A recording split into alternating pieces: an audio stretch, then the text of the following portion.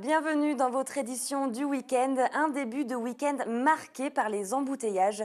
Une journée noire sur les routes, notamment dans le sens des arrivées, et journée rouge dans le sens des départs.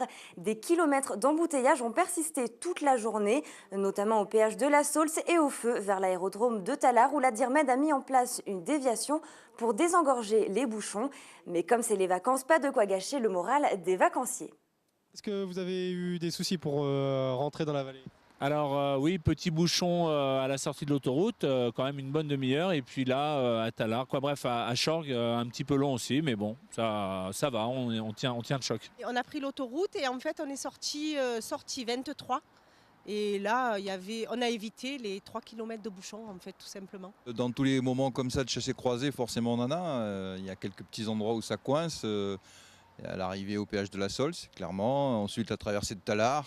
Et puis là, l'arrivée sur Chorges et ce fameux feu qu'on aimerait bien éviter, mais qui pour l'instant n'est pas évitable. Voilà. Nous, on s'est dit qu'en partant tôt, on serait nickel et on n'aurait pas de bouchon. Donc c'était ça notre plan. Est-ce que vous saviez qu'aujourd'hui c'était la pire journée de l'année quasiment? Oui, mais je pensais que c'était plus dans les Alpes du Nord que ça allait coincer. Alpes du Sud, je me disais que ça allait être bon. Non, je savais pas. La faute à mes parents. Mais bon, on n'a qu'à dire qu'on reste quand même en vacances et que enfin, c'est pas grave si on skie une demi-journée de moins. Faut pas arriver fatigué là-bas, quoi. Vous le vivez comment le bouchon? Bien plutôt vous? Fataliste, hein, on n'a pas le choix de toute façon. Ou alors il faut soit avancer, soit reculer les départs. Bon, on essaie de profiter au maximum, donc c'est pas très grave. Vous allez où? À Montgenèvre, Ah ouais, vous allez tout en haut. oui, Briançon, jusqu'à Briançon déjà. On va essayer d'arriver jusque-là et puis après on verra. Vous savez ce qui vous attend derrière là au niveau des bouchons ou pas? Ben, je devine forcément, ouais. Et puis ce que vous venez de me poser, ça me rassure pas trop non plus. Et rappelons que le risque d'avalanche est très marqué. Ce week-end, il est de 4 sur 5 sur tous les massifs. Soyez donc très prudents sur les pistes. Et fait divers, une bouteille de gaz a explosé dans une résidence à Crau ce samedi matin. Les vitres ont été totalement détruites et les murs endommagés, mais la résidence n'a pas pris feu. Il y a eu un blessé léger, plus choqué que blessé. Il a été transporté à l'hôpital d'Embrun. Les 8 logements ont été évacués, mais les personnes ont pu ensuite retrouver leurs appartements. Et ce samedi, c'était les 20e Gapianades au Quattro de Gap, une journée consacrée à la ville de Gap, mais également à son histoire. Mais c'était surtout l'occasion de se réunir. Reportage d'ICI TV. Chaque année, depuis 20 ans, la ville de Gap est fêtée par les Gapençaises et Gapençais.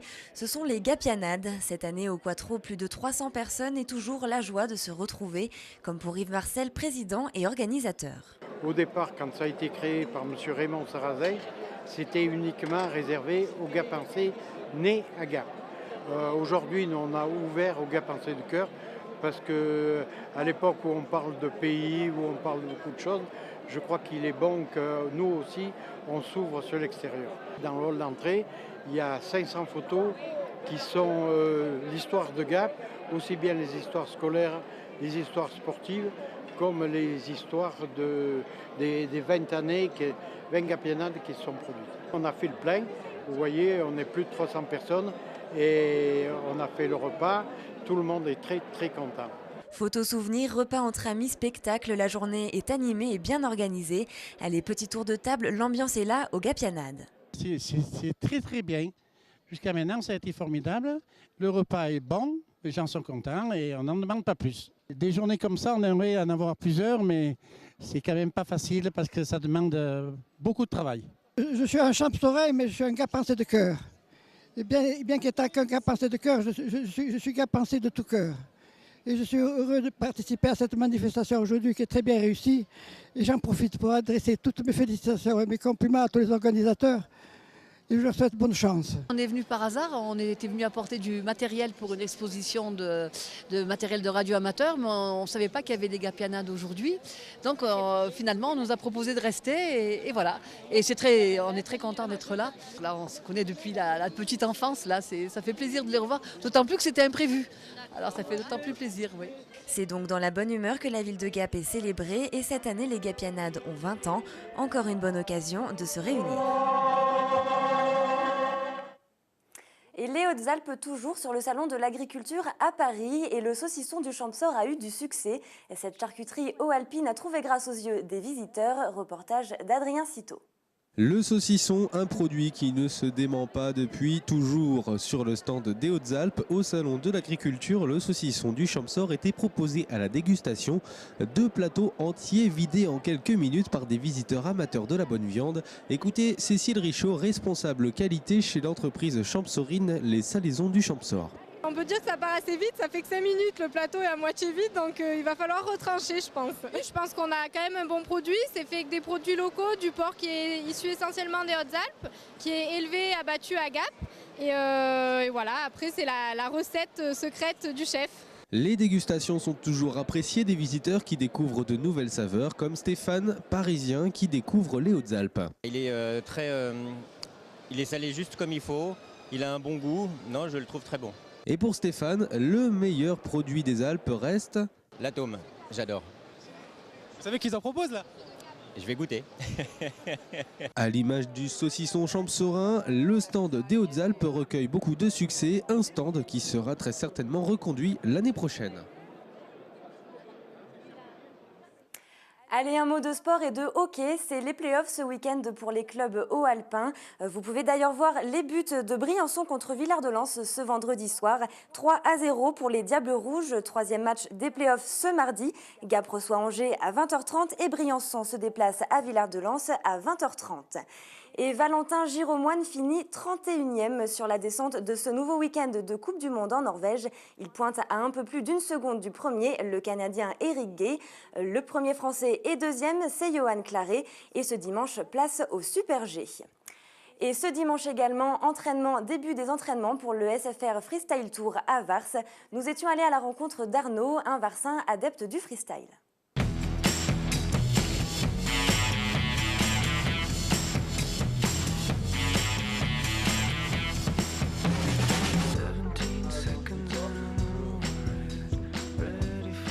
À la cabane du Varspark, voilà, c'est le QG, on va dire, le QG supérieur, parce qu'on a un QG inférieur aussi sur la partie de rail qu'on découvrira après. Donc là, quand il fait beau, hop, c'est la priorité sur le parc du haut parce que c'est les sensations que les clients recherchent le plus.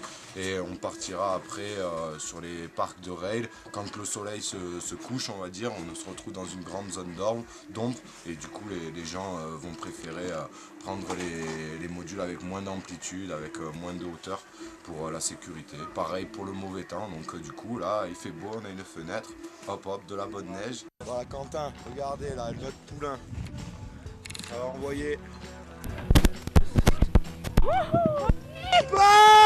Comme s'il venait de faire un one-eight, très bien posé. Tu l'as vu dans la rota, il sait où il est.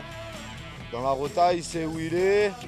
Il sait partout où il est. Tu te dis là, en haut du coping, tu te dis aïe aïe aïe, il va mettre les mains ou il va faire un tendu, que dalle. Allez, bim, ça pose sur les pieds et bam. Non, bien, hein, comme s'il sortait d'un 180. Joli.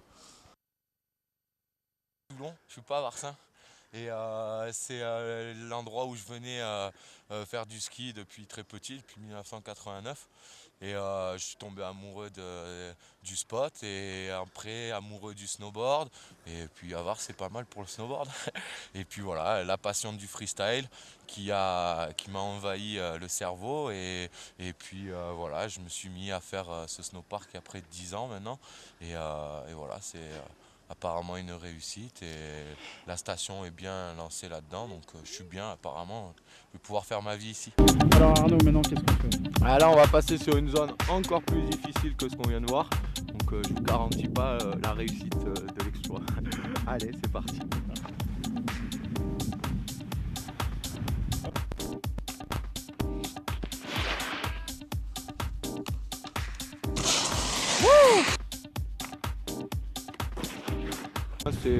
On est entre vraiment le bon niveau et le niveau débutant, c'est-à-dire qu'on a une hauteur un peu supplémentaire que ce qu'on a pu trouver auparavant, et là on est sur une hauteur comme les rails, mais avec une surface de glisse un peu plus facile que les rails.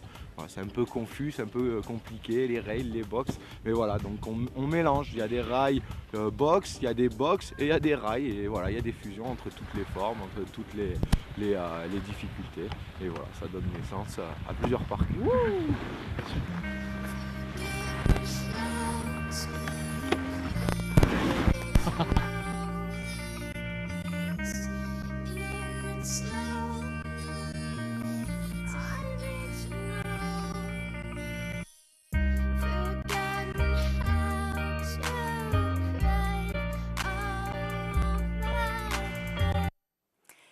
termine ce journal avec votre page vacances. Il y a de l'animation sur les stations et des activités originales comme les airbags. Reportage d'ici TV. Des matelas allant du plus dur au plus mou pour réceptionner les adeptes des sauts. Voilà le concept de l'airbag, un gros coussin placé sur la station de Chantemerle-la-Serre-Chevalier. Entièrement géré par l'ESF, il permet à tous les skieurs de s'essayer au saut. Les débutants tentent leur chance et les habitués testent de nouvelles figures. Une attraction qui impressionne mais à laquelle on prend vite goût. C'est extraordinaire, c'est super sympa, c'est impressionnant, on se sent un peu volé et puis on a pas mal du tout. Franchement, aucun traumatisme. On a peur, mais non, il faut vraiment y aller. J'en ai déjà fait plusieurs fois, donc je connais un peu. Ouais. De temps en temps, je fais quelques sauts et puis voilà. Il y a une petite appréhension toujours. Hein. C'est vrai que ça envoie quand même pas mal en l'air, donc ça fait bizarre de se retrouver la tête en l'air. Mais comme la réception, on risque rien, ça permet de faire un peu ce qu'on a envie, quoi. Donc on a envie de recommencer. C'est ça le jeu en fait. Retomber sur l'airbag est donc sans danger, mais des règles sont tout de même à respecter. Et pour cela, l'ESF est intransigeant. Dès l'ouverture de l'airbag, des moniteurs sont présents sur le site. En haut, vous aurez même droit à quelques conseils précieux pour tenter le freestyle. En bas, un autre moniteur vous donne le top départ et s'assure que la neige est bien tassée. Car même si les matelas sont mous, on n'est pas à l'abri d'une mauvaise réception. Mais pour Rémi Roger, gérant de l'airbag, pas d'inquiétude, tout le monde peut venir tenter l'expérience. Il suffit d'avoir un casque sur la tête et de réussir à aller tout droit. Et en gros, c'est pas conseillé pour les débutants, mais dès qu'on arrive à faire des virages et aller tout droit, on peut sauter sans problème. Du moment que c'est ouvert, il y a absolument quelqu'un pour la sécurité. C'est le mot d'ordre, c'est le plus important, la sécurité. Et l'airbag à la base, c'est quelque chose qui a été conçu justement pour apprendre à sauter en sécurité et pour pas se blesser aux réceptions. Donc c'est le plus important. On a associé l'airbag à nos ski camp et snow camp. Alors c'est une formule où on apprend aux enfants et aux adultes aussi d'ailleurs à sauter, à faire du hors-piste et à tout ce qui est freestyle et ce qui concerne justement les bosses, les réceptions et tout ça. Donc dans ce cadre-là, on se sert de l'airbag pour justement leur apprendre les réceptions, pour leur apprendre les figures en l'air, pour leur apprendre un tas de choses. S'amuser ou apprendre, cet airbag a donc toutes les qualités. Il faut tout de même du courage pour s'élancer, mais aussi pour sortir de ce coussin après l'atterrissage.